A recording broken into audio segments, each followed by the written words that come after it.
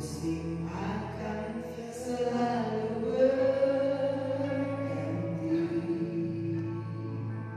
kasih Tuhan tetap abadi,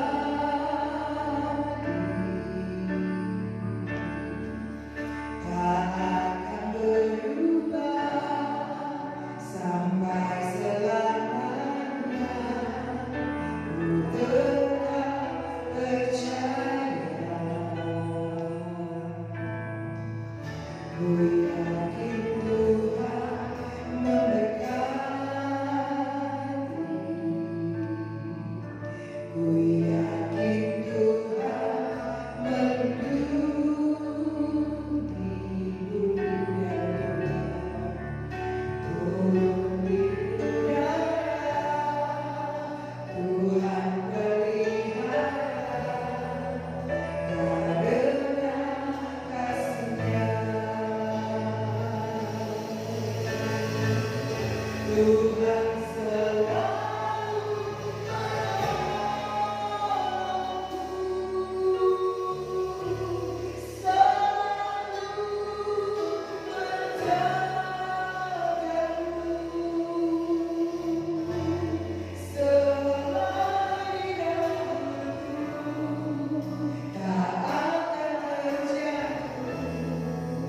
tanpa seizin. Tuhan selalu menolongmu, selalu menjagamu. Dia menyertakanmu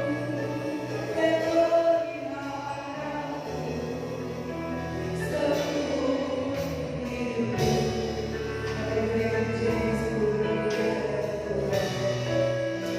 memeliharamu seumur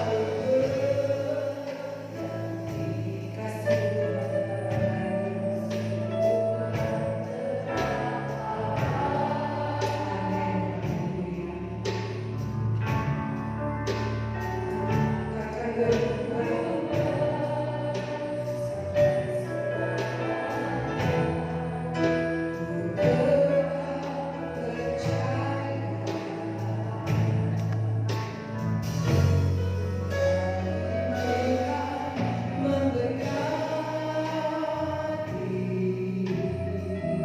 Ku yakin Tuhan melindungi, burung di udara, Tuhan pelihara, karena kasih-Nya. Dia selalu melihat, Tuhan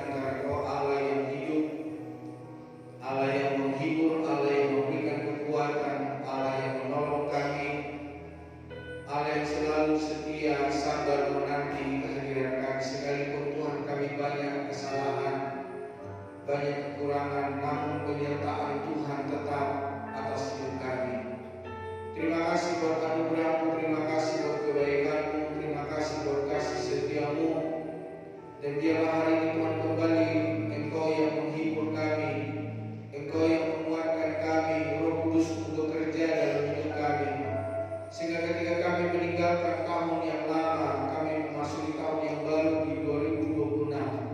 Kami tak bersuka cita sekalipun ada banyak masalah persoalan yang kami hadapi. Namun ada Tuhan yang memulihkan kami, Tuhan yang memberkati kami, Tuhan yang menolongi kami, Tuhan yang memelihara hidup kami. Hari ini kami akan belajar sebagian firman-Mu. Berkati firman-Mu pakai hamba-Mu Tuhan. Biarlah apa yang kami dapat pelajari hari ini untuk hormat dan kemuliaan nama Tuhan. Di dalam nama Yesus Kristus kami berdoa. Haleluya. Yang diberkati Tuhan sama-sama berkata amin. Amin. Silakan duduk Bapak Ibu Saudara, selamat malam. Shalom. Hari ini kita akan belajar kebenaran firman Tuhan, yaitu jangan takut, Tuhan menyertai.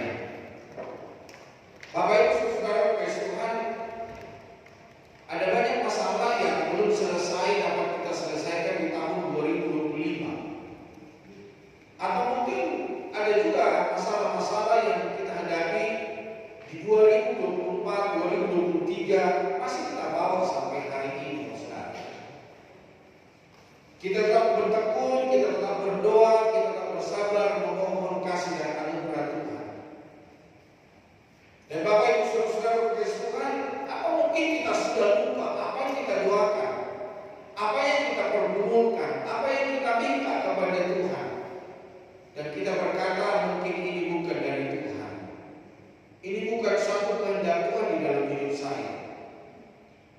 Namun Bapak Ibu Saudara, ada mungkin beberapa di antara kita yang sudah menerima pertolongan Tuhan. Bahkan kita mungkin merasa tidak ada beban, tidak ada ikatan, tidak ada hal-hal yang mengganggu hidup kita.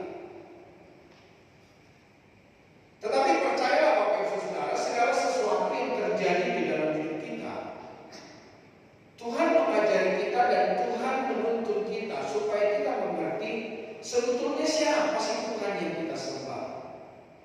Kadang-kadang kita berdoa, Tuhan rasanya jauh. Atau mungkin kita berkata, Tuhan ada gak sih? Atau mungkin berkata, Tuhan jangan tinggalkan saya. Atau mungkin kita berkata, Tuhan janganlah jauh dari hidup saya. Aku butuh Tuhan, aku perlu Tuhan. Tapi mungkin seketika itu Tuhan belum menolong kita. Tuhan seakan-akan meninggalkan dan membiarkan kita. Namun Bapak Ibu Saudara, saya kasih tahu hari ini bahwa Tuhan tidak pernah meninggalkan kita. Dan Tuhan juga tidak membiarkan kita menjadi anak bayi rohani. Tuhan juga tidak meninggalkan kita menjadi bayi anak-anak. Terkadang Tuhan lepaskan kita berjalan sendiri. Tuhan biarkan kita melangkah. Seakan-akan kita tidak punya siapa-siapa. Kita sudah punya pasangan hidup juga merasa tak punya pasangan hidup. Kita punya orang tua merasa tak punya orang tua. Kita punya anak-anak merasa tak punya anak. Seakan-akan semua menjawab, saudara Kristus. Tapi malam hari ini firman Tuhan berkata jangan takut, Tuhan menyertai-mu. Bapak Ibu saudara kasih Tuhan, Tuhan tidak pernah meninggalkan orang yang percaya kepada Dia. Tetapi rancangan Tuhan itu tidak dapat kita ukur dari berkat, dari pertolongan, dari anugerah yang Tuhan berikan bagi kita. Pertolongan Tuhan, anugerah Tuhan itu tidak bisa kita ukur lewat berkat yang kita terima di dalam hidup kita. Terima kasih buat Bapak-Bapak kami telah mendampingi kami beribadah. Tuhan berkati banyak. Di dalam Yesaya 41 ayat 10, boleh kita baca bersama.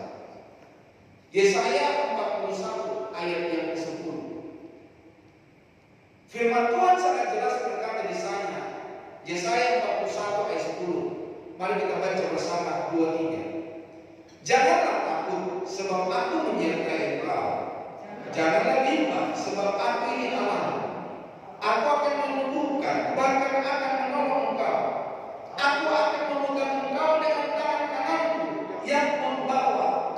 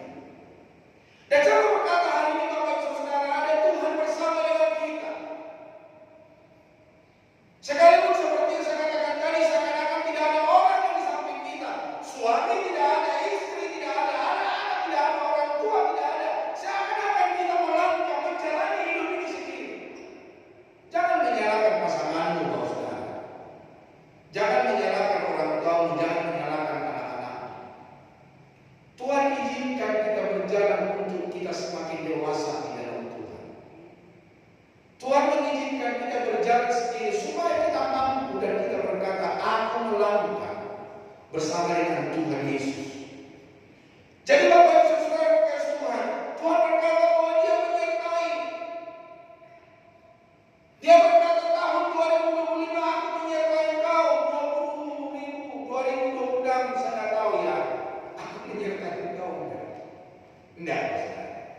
Tapi firman Tuhan berkata jangan takut sebab aku menyertai engkau. Jangan bimbang sebab aku ini Allahmu. Allah yang kita sembah adalah Allah yang melakukan mujizat, Allah yang dapat bekerja secara luar biasa. Jadi Bapak Ibu Saudara kasih Tuhan, Dia yang akan meneguhkan kita, bahkan Dia menolong, membela, menghibur, menguatkan kita. Bapak Ibu Saudara kasih Tuhan, kenapa kita tidak perlu takut dengan keadaan dunia ini? Dunia kita tahu banyak yang terjadi menimpa. Kita yang di Kalimantan, kita tidak berkata oh pulau yang kami tempati adalah pulau yang aman. Gak juga. Memang di daerah kita gak ada gempa, gak ada gunung. Tapi ingat, karena Kalimantan adalah tanah yang suka bergerak. Jangan-jangan ketika kita tidur, tempat tidur kita seluruh ranjang kita dibawa turun ke bawah dan kita tertanam di situ. Ada yang bisa tahu? Mungkin di tempat lain ada gempa, ada banjir. Mungkin Bapak Ibu selalu berkata, oh rumah saya tinggi tidak akan banjir. Tapi ada saja masalah persoalan malapetaka yang Tuhan izinkan, yang membuat kita supaya kita menyadari bahwa penyertaan Tuhan itu ada di dalam hidup kita. Tuhan menegaskan hadirannya baik secara langsung maupun melalui firman-Nya sehingga kita tidak perlu takut atau bimbang. Jadi ingat Bapak Saudara kasih Tuhan, kita tidak perlu takut karena ada Tuhan.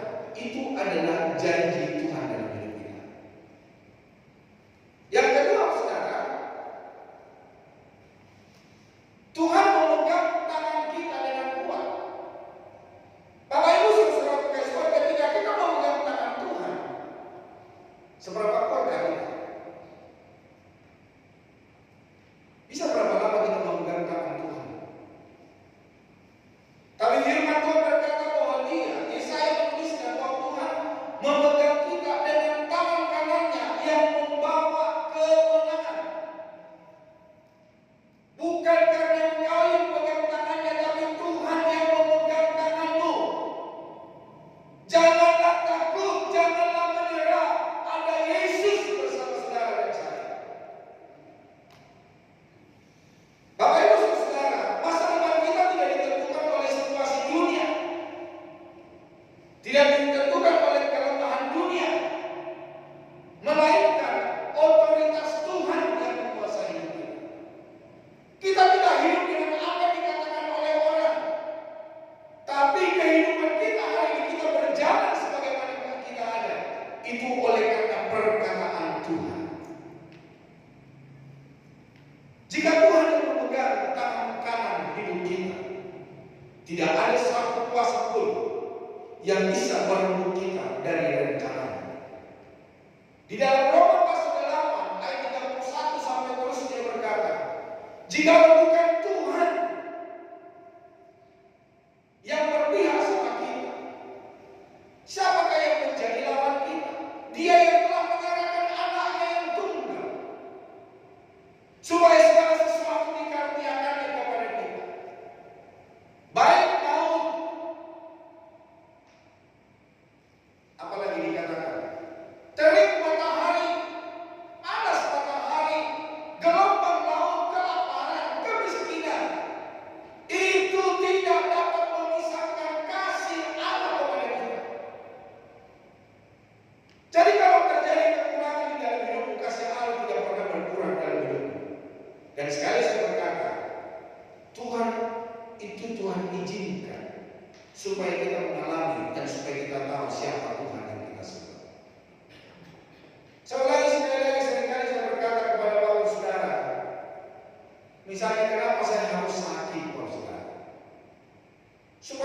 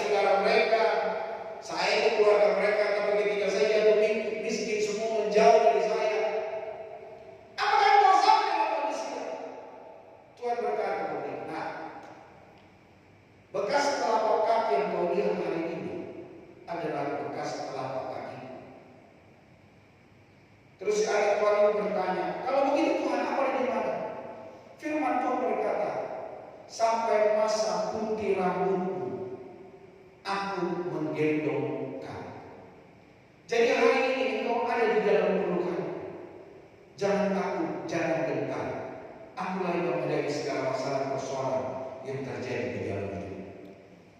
Jadi Bapak Ibu Saudara kasih Tuhan, ketika Tuhan yang memegang tangan kita, kita akan kuat, saudara.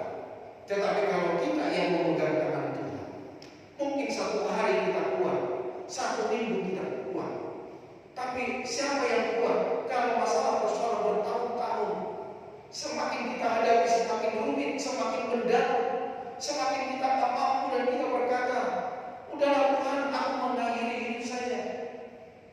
Makanya banyak orang-orang Kristen mengakhiri hidupnya dengan satu sloki, baik merasa anggur, saudara.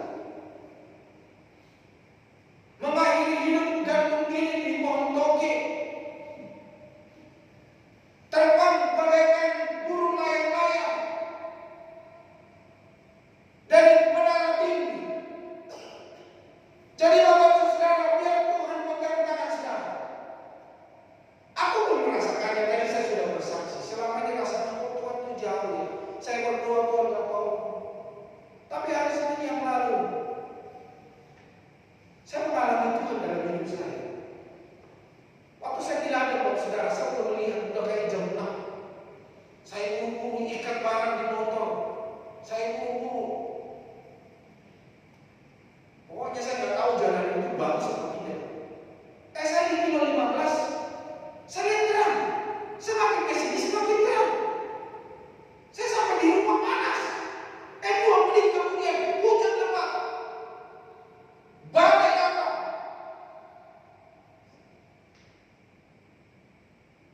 Sampai terpal itu saudara, masih baru, udah sobek. Itu terpal baru, terpal terbagus. Tapi sobek saudara, karena anginnya kencang. Saya lihat tutupan layang saya, dia lepas. Saya taruh ada batu di atas batunya terbang, saya nggak tahu kemana. Tapi saya berkata kepada Tuhan, terima kasih Tuhan, Engkau mendengarkan doa saya. Saya sampai di rumah, saya nggak kena hujan. Dalam hati saya berpikir, saya sudah di jalan yang sudah beton, yang sudah dicor, bolehlah hujan datang, saya nggak apa-apa berhujan-hujan.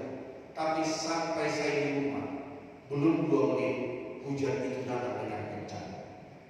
Jadi Bapak Ibu Saudara kasih Tuhan, ingat, segala sesuatu itu juga ada proses dan kita butuh sebuah kesabaran.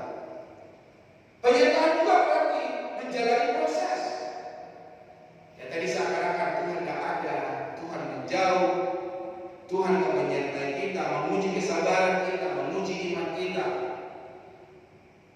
Tapi saudara kasih Tuhan, saya mau kasih tahu, dia menguji, dia memproses. Apakah kita sabar? Apakah kita mengandalkan Tuhan?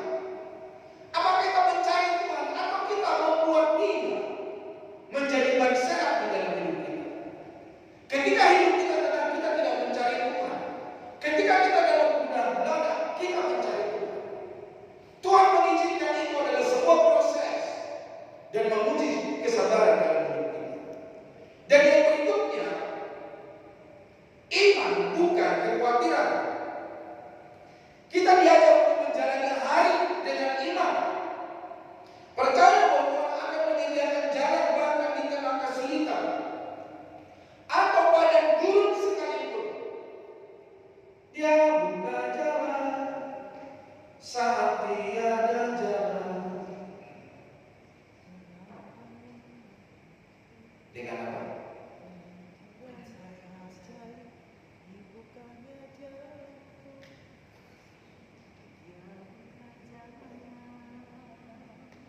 Kalau Bapak Ibu merasakan rasa buntu, rasa Tuhan tidak ada, tetap berdoa.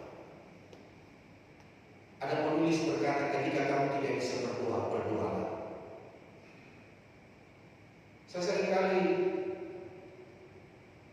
rasanya nggak bisa berdoa oleh karena pergumulan yang berat. Tapi saya tetap berdoa sama Tuhan. Saya berkata begini sama Tuhan, aku rindu Engkau Tuhan. Aku butuh penghiburan Tuhan. Tapi apa langsung Tuhan menolong? Ya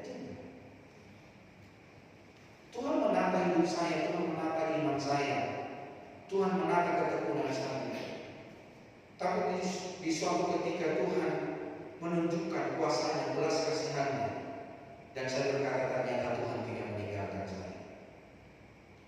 Jadi iman bukan sebuah kekhawatiran, tapi iman Tuhan mau menunjukkan bahwa kita berjalan di jalan yang benar dan kita melihat kuasa Tuhan berlaku di dalam hidup kita.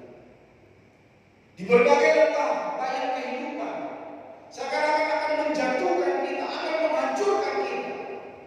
Tapi ketika kita beriman kepada Tuhan, dengan banyak gelombang yang ingin menghancurkan perahu hidup kita, ingat, di suatu titik Tuhan akan memberikan kemenangan dalam hidup. Bapak Ibu Saudara, kenapa kita tidak takut dan percaya bahwa Tuhan menyertai kita? Karena kekuatan dan pertolongan datangnya daripada Tuhan. Bapak Ibu Saudara,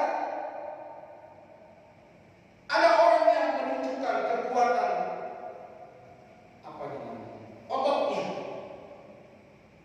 Ada yang menunjukkan wah hebatnya dia buka bajunya, seluruh tubuhnya ada coretan-coretan, saudara. Gambar-gambar orang hebat. Bahkan gak punya baju pun, seakan-akan dia punya baju oleh karena apa? Ada coretan-coretan di dalam tubuhnya.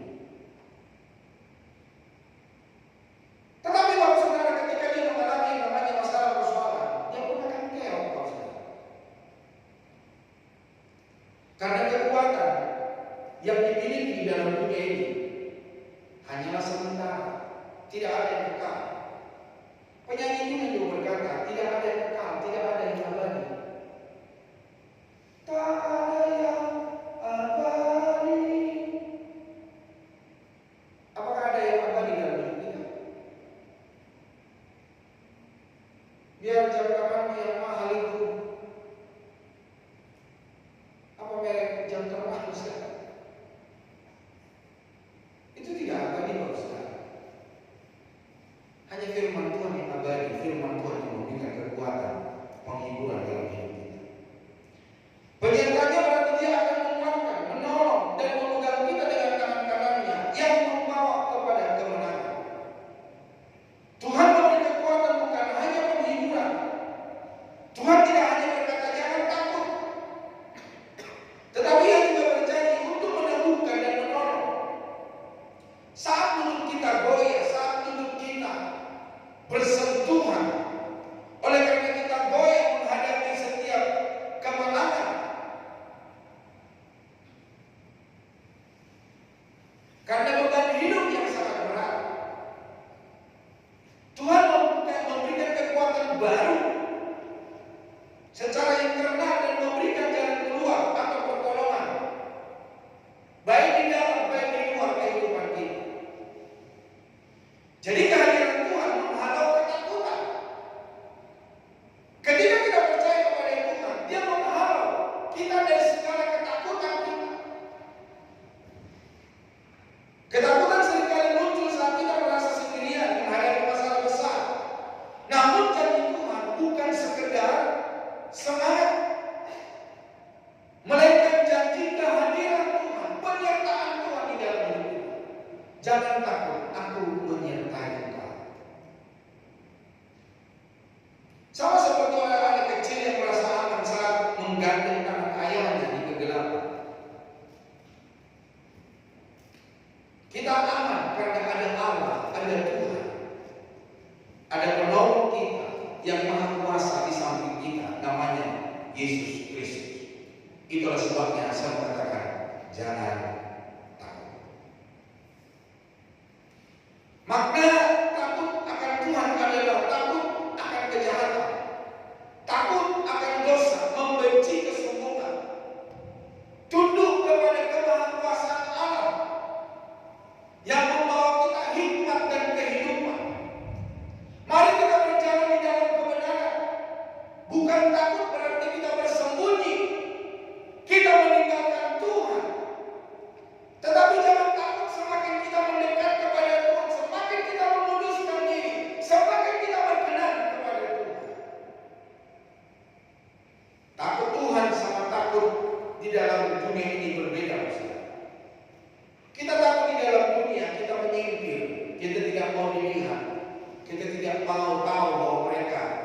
kita ada di mana, saudara. Tetapi takut Tuhan, kita semakin mendekat, semakin mengasihi Tuhan, semakin memuji, menyembah, memuliakan Tuhan. Jadi Bapak Ibu Saudara kasih Tuhan, mari sebagai orang percaya hari ini ketakutan adalah hal manusiawi. Namun sebagai orang percaya kita memiliki janji penyertaan Tuhan yang sempurna. Yang terakhir, musik boleh maju ke depan. Jangan terlalu takut gagal sehingga kamu menolak untuk mencoba hal-hal baru. Ringkasan kehidupan yang paling menyedihkan berisi 3 deskripsi. Kita bisa, mungkin juga, dan kita harus bisa. Bersama dengan Tuhan, kita lakukan perkara yang besar. Tuhan Yesus memberkati. Mari kita sama-sama bangkit berdiri. Kita datang berdoa berseru kepada Tuhan.